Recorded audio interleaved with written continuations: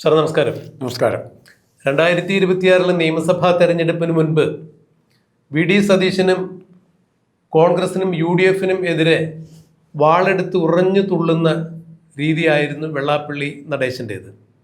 SNDP യോഗം general secretary എന്ന രീതിയിലും ഒരു സാമൂഹ്യ പ്രവർത്തകൻ എന്ന രീതിയിലുമെല്ലാം വെള്ളാപ്പള്ളി നടേശൻ വി.ഡി. സതീശനെ അതിരൂക്ഷമായി വിമർശിക്കുന്നതാണ് നമ്മൾ കണ്ടത്. എന്നാൽ ഈ കഴിഞ്ഞ ദിവസം മാതൃഭൂമിയിൽ വെള്ളാപ്പള്ളി നടേശൻ്റെ ഒരു പ്രസ്താവന വന്നിട്ടുണ്ടായിരുന്നു. വി.ഡി. സതീശൻ നല്ല മുഖ്യമന്ത്രി എന്ന രീതിയിൽ അദ്ദേഹത്തിൻ്റെ തുടക്കം ഗംഭീരമാക്കി. വി.ഡി. സതീശൻ മിടുക്കനാണോ, മിടുക്കനല്ലെങ്കിൽ അദ്ദേഹം മുഖ്യമന്ത്രി സ്ഥാനത്ത് എത്തില്ലായിരുന്നല്ലോ എന്ന്. നല്ല തുടക്കമായിരിക്കുന്നു. ഇതിലെല്ലാം ഉപരി വെള്ളാപ്പള്ളി നടേശൻ സമൂഹത്തെ ഞെട്ടിച്ചത് മറ്റൊരു കാര്യം കൊണ്ടാണ്. വി.ഡി. സതീശനെതിരെ നിരന്തരം ആരോപണങ്ങളും പ്രത്യാരോപണങ്ങളും ഉണ്ടായിരുന്നു വെള്ളാപ്പള്ളിയുടെ ഭാഗത്ത് നിന്ന്. വി.ഡി. സതീശൻ ഒരു വേള ബഫൂണാണെന്ന് വരെ വെള്ളാപ്പള്ളി നടേശൻ പറഞ്ഞു വെച്ചു. മാത്രമല്ല, കോൺഗ്രസ് ഒരു കാരണവശാലും അല്ലെങ്കിൽ UDF ഒരു കാരണവശാലും അധികാരത്തിൽ വരില്ല, 99 സീറ്റ് പോയിട്ട് അതിൻ്റെ 7 അയലക്കത്ത് UDF-ന് മിന്നുന്ന ഒരു പ്രകടനത്തിലേക്ക് എത്താൻ സാധിക്കുകയാണെങ്കിൽ താൻ വനവാസത്തിന് പോകുമെന്നൊക്കെ പറഞ്ഞാണ് വെള്ളാപ്പള്ളി നടേശൻ. അതവിടെ ഇരിക്കട്ടെ. ഇപ്പോൾ ഇന്നലെ അദ്ദേഹം മാധ്യമങ്ങളെ കണ്ടപ്പോൾ പറഞ്ഞതാകട്ടെ, പിണറായി വിജയനെ തിരുത്തുന്നതിന് CPM-ൽ നിന്നും ആരും ഉണ്ടായില്ല എന്നാണ് പറഞ്ഞത്. അപ്പോൾ പിണറായി വിജയനെ തിരുത്തുന്നതിന് CPM-ൽ നിന്ന് ആരും ഉണ്ടായില്ല എന്ന് പറയുമ്പോൾ പിണറായി വിജയൻ ചെയ്തതെല്ലാം തെറ്റാണല്ലോ. ശരി ചെയ്ത ഒരാളെ തിരുത്തേണ്ട ആവശ്യമില്ലല്ലോ. അപ്പോൾ പിണറായി വിജയൻ തെറ്റുപറ്റിയിരുന്നു എന്ന് തന്നെയാണ് വെള്ളാപ്പള്ളി നടേശൻ അതിലൂടെ പറഞ്ഞത്. മറ്റൊരു കാര്യം കൂടി പിണറായി വിജയനെ സുഖിപ്പിക്കുന്ന തരത്തിൽ വെള്ളാപ്പള്ളി മറ്റൊരു അഭിപ്രായവും കൂടി പറഞ്ഞു. അതായത് CPM-ൽ പിണറായി വിജയന് പകരം വയ്ക്കാൻ മറ്റൊരു നേതാവില്ല എന്ന് കൂടി. UDF സർക്കാർ അധികാരത്തിൽ വരുന്നതിന് മുമ്പ് ഒരു കാരണവശാലും UDF സർക്കാർ അധികാരത്തിൽ വരില്ല. വരികയാണെങ്കിൽ UDF-ന് അധികാരം പിടിക്കത്തക്ക രീതിയിലുള്ള സീറ്റ് കിട്ടുകയാണെങ്കിൽ താൻ തലമൊട്ടയടിക്കും, അല്ലെങ്കിൽ താൻ വനവാസത്തിന് പോകും എന്നൊക്കെ പറഞ്ഞ് വി.ഡി. സതീശനെ നാഴികയ്ക്ക് 40 വട്ടം വിമർശിച്ചെന്ന് വെള്ളാപ്പള്ളി നടേശൻ. UDF സർക്കാർ അധികാരത്തിൽ വന്നപ്പോൾ സതീശൻ മിടുക്കനാണ്, സതീശൻ്റെ തുടക്കം നന്നായി. ഇതിലെല്ലാം ഒരു എല്ലാ കാലത്തും പിണറായി വിജയൻ്റെ പാദസേവകൻ എന്ന രീതിയിൽ പിണറായി വിജയനെ നാഴികയ്ക്ക് 40 വട്ടം പുകഴ്ത്തിപ്പാടിയിരുന്ന വെള്ളാപ്പള്ളി നടേശൻ പറയുന്നു പിണറായിയെ തിരുത്താൻ CPM-ൽ ആരും ഉണ്ടായില്ലെന്ന്. എങ്ങനെയാണ് ഇത്തരമൊരു പ്രസ്താവനയെ രാജ്മോഹൻ സാർ നോക്കിക്കാണുന്നത്? ഇത് രാഷ്ട്രീയപരമായ ഒരു അവസരവാദമാണെന്നോ അതോ വെള്ളാപ്പള്ളി നടേശനെ പോലെ SNDP ജനറൽ സെക്രട്ടറി സ്ഥാനത്തുള്ള ആ കസേരയിൽ കയറിയിരിക്കുന്ന ആൾക്ക് ചേർന്ന ഒരു പരിപാടിയാണോ ഇത്? എങ്ങനെയാണ് രാജ്മോഹൻ സാറിന് ഇതിന് വിലയിരുത്തുന്നത്? വെള്ളാപ്പള്ളി നടേശൻ്റെ സംസാരങ്ങളും ഉപദേശങ്ങളും നിരീക്ഷണങ്ങളും പലപ്പോഴും സമാന്തര രേഖകളിൽ കൂടെ സഞ്ചരിക്കാറുണ്ട്. ഇത് പറയാൻ കാരണം, ഇന്നലെ വരെ വി.ഡി. സതീശനെ ആടുപടലം തെറി പറഞ്ഞിരുന്ന വെള്ളാപ്പള്ളി, തെറി പറഞ്ഞിരുന്നെന്ന് തന്നെ പറയാം. സഭ്യമായ രംഗത്തുള്ളൊരു വി.ഡി. സതീശനെ പോലുള്ള ആളെക്കുറിച്ച് പറയാവുന്നതിൽ കൂടുതൽ വെള്ളാപ്പള്ളി പറഞ്ഞിട്ടുണ്ട്. അതേ വെള്ളാപ്പള്ളി ഇപ്പോൾ സതീശൻ മിടുക്കനാണ്, A+ മേടിച്ചവനാണ് എന്നുള്ള രീതിയിൽ സതീശനെ പുകഴ്ത്തുകയും ചെയ്തു. ഈ കൂട്ടത്തിൽ ഒന്നുകൂടെ സമാന്തരമായി പോകുന്ന വേറൊരു കാര്യം പറഞ്ഞത് CPM-ൻ്റെ പോളിറ്റ് ബ്യൂറോ സെക്രട്ടേറിയറ്റിലെ ചർച്ചകളിലും ബ്രാഞ്ച് കമ്മിറ്റി ചർച്ചകളിലും വെള്ളാപ്പള്ളി പിണറായി വിജയൻ കൂട്ടുകെട്ടിനെ ക്രൂരമായി വിമർശിക്കാൻ തുടങ്ങി. ഈ കൂട്ടുകെട്ട് പിണറായി വിജയനും വെള്ളാപ്പള്ളിയുമായുള്ള കൂട്ടുകെട്ടാണ് ഇടതുപക്ഷത്തിൻ്റെ പരാജയ കാരണം എന്ന് വരെ പറഞ്ഞ പ്രതിനിധികൾ ധാരാളമുണ്ട്. എല്ലാ ജില്ലാ കമ്മിറ്റിയിലും പറഞ്ഞു. അപ്പോൾ ഇവിടെ വെള്ളാപ്പള്ളി ഭയങ്കര സൂത്രം എടുത്തിരിക്കുന്നത്, പിണറായി വിജയനെ പൂർണ്ണമായിട്ട് തള്ളിപ്പറയാൻ പറ്റില്ല. പല സന്ദർഭത്തിലും താൻ വെള്ളത്തിലേക്ക് മുങ്ങി താഴ്ന്നുകൊണ്ടിരുന്നപ്പോൾ കൈപിടിച്ചുയർത്തിയ ആളാണ് ആര്? പിണറായി. ആ പിണറായിയെ തള്ളിപ്പറയാൻ പറ്റില്ല. അതൊരു നല്ല സ്വഭാവമാണ്, തള്ളിപ്പറയാൻ സഹായമില്ല.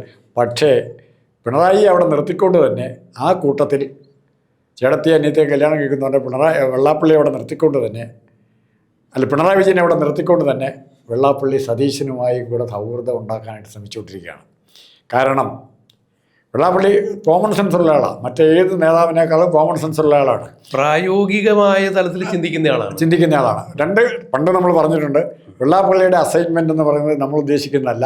അങ്ങനെ വ്യക്തിപരമായ കേസും വയ്യാവലിയൊക്കെ കാണും. അതിനേക്കാൾ കൂടുതലായി കേരളത്തിൽ ഉള്ള ഹൈന്ദവ കമ്മ്യൂണിറ്റിയെ BJP പാളയത്തിൽ എത്തിക്കുക എന്നുള്ള ഒരു അസൈൻമെൻറ്റ് അദ്ദേഹം ഏറ്റെടുത്തിട്ടുണ്ട്. അത് വളരെ ഭംഗിയായിട്ട് അപ്പോൾ നമ്മൾ പറഞ്ഞാണ് ഏറ്റവും ബുദ്ധിമാനായ സമുദായ നേതാവ്, സംഘടനാ നേതാവ് വെള്ളാപ്പള്ളിയും ഏറ്റവും മണ്ടനായ നേതാവ് പിണറായി നമ്മൾ പറഞ്ഞിട്ടുണ്ട്. പിണറായി നല്ല ഭംഗിയായിട്ട് വെള്ളാപ്പള്ളി ഉപയോഗിച്ചു. വെള്ളാപ്പള്ളിയുടെ താൽക്കാലിക പ്രശ്നങ്ങൾക്ക് പരിഹാരം കാണാൻ ഉപയോഗിക്കുകയും മറുവശത്ത് തൻ്റെ സമുദായങ്ങൾ ഉൾപ്പെടെയുള്ള ഹൈന്ദവ സമൂഹത്തെ BJPയുടെ പാളയത്തിലെത്തിക്കാനുള്ള എല്ലാ പണിയും ചെയ്യുന്നുണ്ട്. ഇതുവരെ വിജയിച്ചിട്ടില്ല. അപ്പോൾ ഇവിടെ വെള്ളാപ്പള്ളിക്ക് ഇപ്പോൾ ആവശ്യം സതീശന് ആവശ്യമാണ്. കാരണം ഒരു കാര്യം വെള്ളാപ്പള്ളിക്ക് മനസ്സിലായി, അത് പിണറായി വിജയന് മനസ്സിലായിട്ടുണ്ടോ എന്നറിയില്ല. സതീശൻ്റെ പിൻബലം ഇപ്പോൾ കേവലം പണ്ടുകാലത്ത് UDFന് കിട്ടിയിരുന്ന വോട്ടുകളിൽ മാത്രം ഒതുങ്ങുന്നില്ല. കോൺഗ്രസ് അനുഭാവികളിലും കോൺഗ്രസിനെ പിന്തുണയ്ക്കുന്നവരിൽ മാത്രം ഒതുങ്ങുന്നില്ല. നിഷ്പക്ഷ ജനങ്ങൾ അല്ലെങ്കിൽ സ്വതന്ത്രമായി ചിന്തിച്ച് അതാത് കാലത്ത് വിലയിരുത്തുന്ന ഒരു ലക്ഷക്കണക്കിന് വോട്ടേഴ്സ് ഇവിടെ ഉണ്ട്. അവർ ഈ പത്രവാർത്തകളിലെ മാധ്യമങ്ങളിലെ പൊടിപ്പും തങ്ങളും മറ്റുള്ള വാർത്തകളല്ല, അവരുടെ നേരനുഭവങ്ങളിൽ കൂടെ അവർ വിലയിരുത്തും. ഇപ്പോൾ അവരുടെ മുമ്പിൽ അവതരിച്ചിരിക്കുന്നില്ല, അവർ കണ്ടെത്തുന്നത് VD സതീശനെയാണ് കാണുന്നത്. VD സതീശനെയും പിണറായി വിജയനെയാണ് താരതമ്യപ്പെടുത്തുന്നത്. വെള്ളാപ്പള്ളി നടേശൻ മറ്റ് സുകുമാരൻ നായരോ അല്ലെങ്കിൽ അതുപോലെ ഈവൻ പണക്കാട് തങ്ങളെ പോലെയോ ദൈനംദിന രാഷ്ട്രീയത്തിൽ വ്യക്തികളെക്കുറിച്ചും നേതാക്കന്മാരെക്കുറിച്ചുള്ള ഇങ്ങനെ കമൻറ്റ് പറയാറില്ല. സുകുമാരൻ നായർക്കുള്ള ഏക കുഴപ്പം രമേശ് ചെന്നിത്തല നാളെ ട്രംപിന് പകരം അമേരിക്കൻ പ്രസിഡന്റ് ആക്കാൻ പറ്റുന്ന ആൾ രമേശ് ചെന്നിത്തലയാണ് എന്ന് പറയും. രമേശ് ചെന്നിത്തല പ്രൊമോട്ട് ചെയ്യുന്ന ഒറ്റ കുഴപ്പം മാത്രമേ സുകുമാരൻ നായർക്കുള്ളൂ.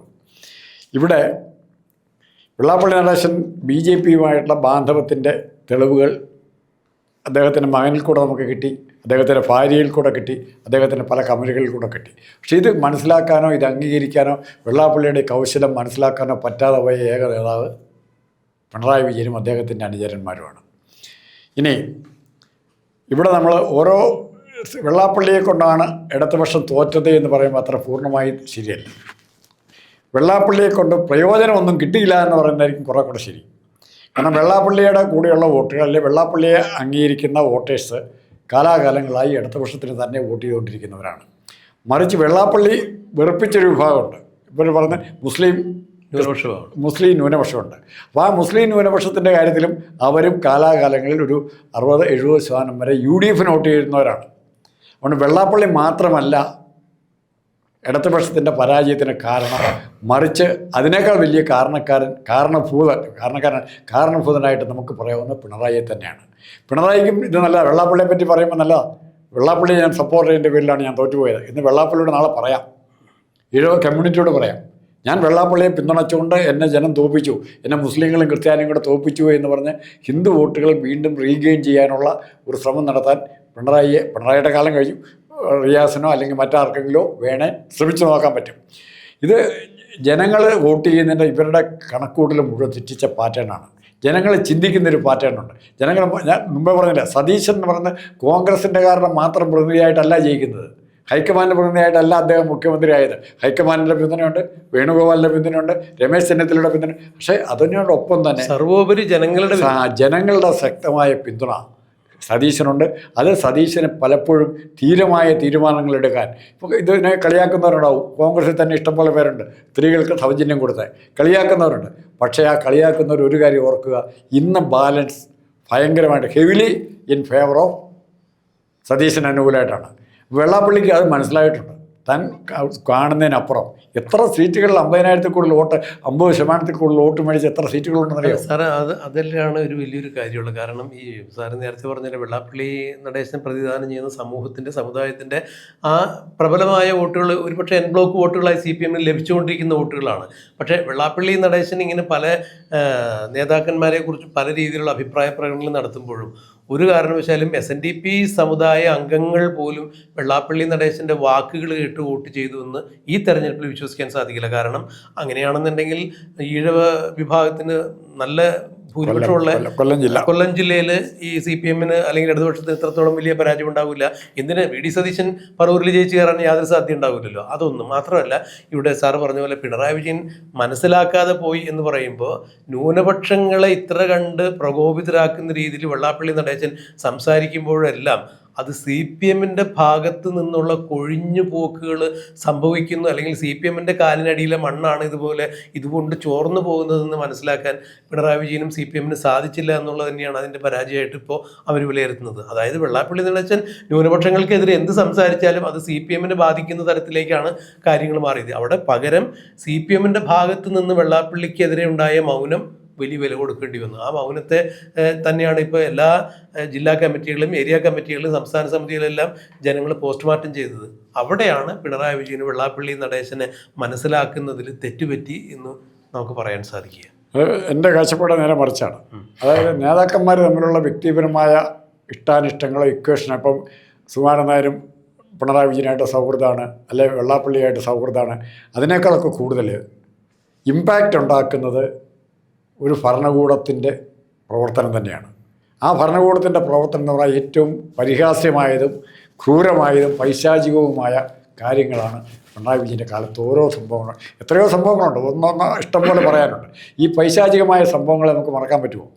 പൂക്കോട് വെറ്റിനറി കോളേജിലെ സിദ്ധാർത്ഥൻ മരിച്ച് ആ ബിംബം, സിദ്ധാർത്ഥൻ്റെ കരച്ചിൽ, SFIയിലെ ചെകുവരപ്പള്ളിയിൽ തല്ലിക്കൊള്ളുന്ന ആ ചിത്രങ്ങൾ ഇവിടെ ഏത് വെള്ളാപ്പള്ളി വിചാരിച്ചാൽ മറക്കാൻ പറ്റും? സുകുമാരൻ നായരെ വെള്ളാപ്പള്ളി ഒരുമിച്ച് കെട്ടിപ്പിടിച്ചാൽ മറക്കാൻ പറ്റുമോ? ഇതിനെ പണക്കാട് ഞങ്ങളെ കെട്ടിപ്പിടിച്ചാൽ പോലും എല്ലാവരും കൂടെ ഒരുമിച്ച് കെട്ടിയാൽ മറക്കാൻ പറ്റില്ല. അത് പിണറായി വിജയൻ്റെ ഗവൺമെൻറ്റിൻ്റെ സൃഷ്ടിയാണ് ഓരോ സ്ഥലത്തും. അതുപോലെ മുഖ്യമന്ത്രിയുടെ മണ്ഡലമായ ധർമ്മടത്ത് 20,000 വോട്ട് കുറഞ്ഞു.